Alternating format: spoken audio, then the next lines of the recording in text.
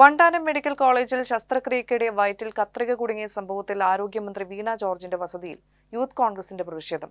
Gate തള്ളി തുറന്നെത്തിയ പ്രവർത്തകർ വസതിക്ക് മുന്നിൽ റീത്ത് വെച്ച് പ്രതിഷേധിച്ചു. ആരോഗ്യമന്ത്രിയുടെ വസതിയുടെ മുന്നിലാണ് നമ്മൾ ന്യായമായ സമരം ചെയ്തത്. ആ സമരം ചെയ്യുമ്പോഴാണ് പോലീസ് ഇത്രയും വലിയ ക്രൂരത. തിരുവനന്തപുരത്തെ മന്ത്രിയുടെ ഔദ്യോഗിക വസതിക്ക് മുന്നിലായിരുന്നു പ്രതിഷേധം. തികച്ചും വ്യത്യസ്തമായ അതിരാവിലെയാണ് പ്രവർത്തകർ പ്രതിഷേധവുമായി എത്തിയത്.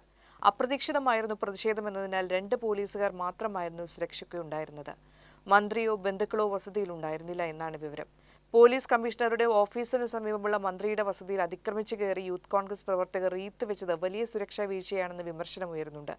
കേരളത്തിൽ തുടർച്ചയായി ഉണ്ടാകുന്ന ചികിത്സാ പിഴവുകളുടെ പശ്ചാത്തലത്തിൽ ആരോഗ്യമന്ത്രി വീണ ജോർജ് അടിയന്തരമായി രാജിവെക്കണമെന്ന് യൂത്ത് കോൺഗ്രസ് ആവശ്യപ്പെട്ടു.